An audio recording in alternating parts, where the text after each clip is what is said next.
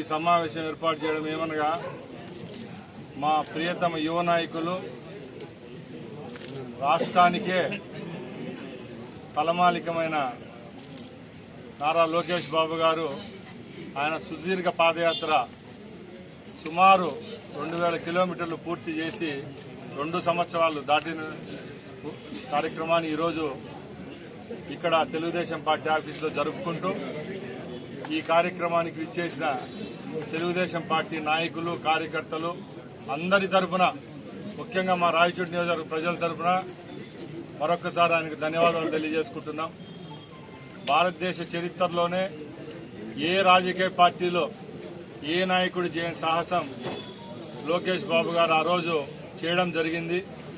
ముఖ్యంగా రాష్ట్రంలో ఉన్న 11 జిల్లాలు ఉమ్మడి జిల్లాలను కవర్ చేసుకుంటూ 2000 కిలోమీటర్ల పైచిలకు నడిచి సుమారుగా 2000 మండలాలు దాటిన ఘనత కూడా ఆయనకే దక్కుతుంది. ముందు ఎందరో నాయకులు పాదయాత్రలు చేశారు. అవన్నిటికీ తలదన్నే విధంగా రాష్ట్రంలో ఉన్న గ్రామాలంటి పట్టణాలంటి పర్యటించి ముఖ్యంగా ఆ రోజు అప్పుడున్న పరిస్థితులను బట్టి జగన్మోహన్ రెడ్డి ఒక ముఖ్యమంత్రిగా ఉంటూ ఆయన భూతంగా చూపిస్తున్న రోజుల్లో నేనున్నానంటూ రాష్ట్ర ప్రజల యొక్క కష్టాలను తెలుసుకునేదానికి ఆయన కంకణం కట్టి ఆయన పాదయాత్రను దిగ్విజయంగా పూర్తి చేయడం జరిగింది. ముఖ్యంగా ఆ రోజు పాదయాత్రకు నాంది పలకడంతోనే ఈ రోజు రాష్ట్రంలో కూటమి ప్రభుత్వం ఏర్పాటైన తర్వాత ఈ 8 నెలల్లో ఏవైతే సంక్షేమ పథకాలు ప్రజలకు అందుతున్నాయో ఆ పాదయాత్రలో ప్రజలు ఆయన దగ్గరికి వచ్చి విన్నవించుకున్నారో అవన్నీ ఒక్కొక్కటిగా ఈ రోజు ఈ కూటమి ప్రభుత్వం గౌరవనీయులు పెద్దలు చంద్రబాబు నాయుడు గారి నాయకత్వంలో ప్రజలకు అందిస్తున్నాం. ముఖ్యంగా మీరందరూ ఒకటే గమనించాలా, ఒక 40 ఏళ్ల యువకుడు ఎవరూ చేయలేని సాహసం చేశాడు. అందుకే ఈరోజు రాష్ట్రంలోనే కాకుండా భారతదేశంలోనే అత్యంత ప్రజాదరణ గల యువ నాయకుల్లో ఒక్కడిగా లోకేష్ బాబు రావడం జరిగిందంటే అది ఆయన సుదీర్ఘ పాదయాత్రలో ఆయనకు లభించిన ఆదరణ. అలాగే ఆ పాదయాత్రలో ఆయన తిరుగుతున్నప్పుడు పర్యటిస్తున్నప్పుడు అక్కడ ప్రజలు చూపిన మమకారం, అలాగే ప్రజల విషయాలు ఏవైతే కష్ట నష్టాల్లో ఆ రోజు ఆయన ఏం తెలుసుకున్నాడో అవన్నీ ఈరోజు ఈ ప్రభుత్వం రాష్ట్రంలో ప్రజలకు అందరికీ అందిస్తూ ఉంది. ముఖ్యంగా మేము ఒకటే చెప్తున్నాం, గత 5 సంవత్సరాల్లో ప్రజలు కష్టాలు పడ్డారు. ఎక్కడ చూసినా దొమ్మిలు దోపిడీలు. ఆ రోజుకి ఈ రోజుకి బేరీజ్ వేసుకుంటే మన జీవితాల్లో ఎంతో మార్పులు వచ్చినాయి. ఈ రోజు ముఖ్యంగా లా అండ్ ఆర్డర్ విషయానికి వస్తే పోలీస్ స్టేషన్లో కేసులు పెట్టేవాళ్ళు లేరు, పెట్టించుకునే వాళ్ళు లేరంటే ఒకసారి మీరు గమనించాల. ఆ రోజు కడప జిల్లా అనుకోండి, పల్నాడు అనుకోండి, అన్నమయ్య జిల్లాల్లో వందలాది ఘటనలు జరిగాయి. ఆ ఘటనలో తెలుగుదేశం పార్టీ కార్యకర్తలు ఎందరో అసూలు బాశారు. వాళ్ళందరి కుటుంబాలకు ఈరోజు న్యాయం జరిగే విధంగా లోకేష్ బాబు గారు చర్యలు తీసుకుంటున్నారు.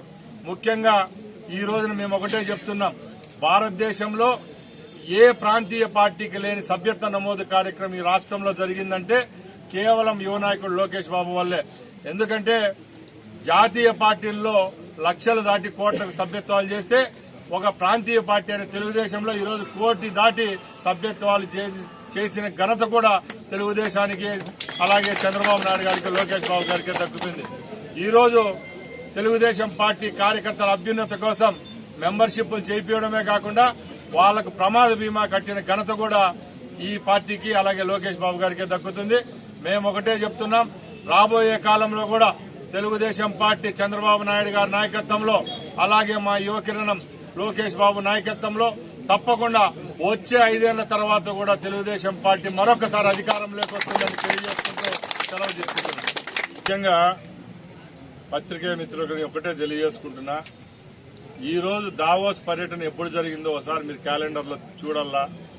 5 సంవత్సరాలు రాష్ట్రాన్ని నామరూపాలు లేకుండా పెట్టుబడిదారులందరినీ పక్క రాష్ట్రాలకు తరిమేసిన ఘనత ఆ రోజు జగన్మోహన్ రెడ్డి అయితే, కేవలం 8 నెలల్లోనే రాష్ట్రంలో ఏ విధమైన సమస్యలు లేకుండా ఉద్యోగస్తులకు 1వ తారీఖున జీతాలు ఇస్తూ, అలాగే పెన్షన్దారులకు 30వ తారీఖున జీతాలు ఇస్తున్నాం. ఎక్కడ ఏ విధమైన అవాంఛనీయ సంఘటనలు జరగకుండా ఈ రాష్ట్రంలో ఫ్రెండ్లీ ప్రభుత్వం అనిపించుకునే ఘనత తెలుగుదేశం పార్టీకే దక్కుతుంది. అదే తరుణంలో ఈ రోజు మా నాయకులు దావోస్ పర్యటన ముఖ్యమంత్రి అలాగే హెచ్ఆర్డీ మినిస్టర్ హోదాలో వెళ్లినారు. ఆ రోజు జగన్మోహన్ రెడ్డి చేసిన దాష్టికాలు ఈ రోజుకి కూడా రాష్ట్రాల్లో అయితేనేం కేంద్రంలోనైతేనేం అంతర్జాతీయంగా తెలుసు కాబట్టే ఇలాంటి తప్పులు జరుగుతూ ఉన్నాయి తప్పక ఈ రోజు వైసీపీ వాళ్ళు చెప్పినట్టు ఏ విధంగా ఏ తప్పులు దొరలేదు. ముఖ్యంగా మేము ఒకటే చెప్తున్నాం, దావోస్ పోయేది కాదండి, దావోస్ పోకుండానే ఆంధ్ర రాష్ట్రంలోనే ఉండి గూగుల్ తెచ్చింది ఎవరని మేము అడుగుతున్నాం. గూగుల్ యొక్క వైజాగ్ లో గూగుల్ పెట్టేదానికి చేసింది ఎవరు? అలాగే టీసీఎస్ సంస్థ ద్వారా ఇక్కడ వందలాది అవకాశాలు కల్పిస్తామని చెప్పింది ఎవరు? ఈ రోజు మేము ఒకటే చెప్తున్నాం, ఆ రోజు చంద్రబాబు నాయుడు గారు ఐటీ అనే విప్లవం తీసుకొని వచ్చి హైదరాబాద్కి పునాది వేస్తే ఈ రోజు మరొక్కసారి నవ్యాంధ్రప్రదేశ్ లో ఇన్ఫర్మేషన్ టెక్నాలజీనే కాకుండా వినూత్నంగా పవర్ సెక్టర్లోనైతేనే, ఇండస్ట్రియలైజేషన్లో అయితేనే, డ్రోన్ వ్యవస్థలోనైతేనే ముందుకెళ్లే విధంగా ఇక్కడ పనిచేస్తా ఉన్నాం. మేము ఒకటే చెప్తున్నాం, పెట్టుబడిదారులకు స్వర్ణధామంగా ఆంధ్రప్రదేశ్ తయారవుతా ఉంది.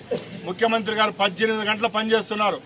ఆ రోజు ఆ ముఖ్యమంత్రిగా జగన్మోహన్ రెడ్డి ఉన్నప్పుడు ఎందరో పెట్టుబడిదారులు ఇక్కడ ఎంఓయూలు కుదుర్చుకున్న తర్వాత కూడా ఆ కంపెనీలు పెట్టమని చెప్పి పక్కల రాష్ట్రాలకు పోతే ఈ రోజు మేము ప్రభుత్వం ఏర్పాటు చేసిన 8 నెలల్లోనూ వందలాది కంపెనీలు అమరావతికి వచ్చి క్యూ కట్టడం జరిగిందంటే ఒకసారి గ్రహించాలా. ఈ యొక్క అవాకులకు చవాకులకు బెదిరే పరిస్థితే లేదు. తప్పకుండా ఈ రాష్ట్రాన్ని ముందుకు తీసుకుని పోయేదానికి ఏదైతే విజన్ ఉందో 2047 ఏ విధంగా చంద్రబాబు గారు ఇప్పుడు చెప్తున్నారో అదే విధంగా అప్పుడు స్వర్ణ విజన్ 2020 ఏ విధంగా సార్థకమైందో ఈసారి కూడా 2047 అనే విజన్ తో మా ప్రభుత్వం ముందుకెళ్తా ఉంది.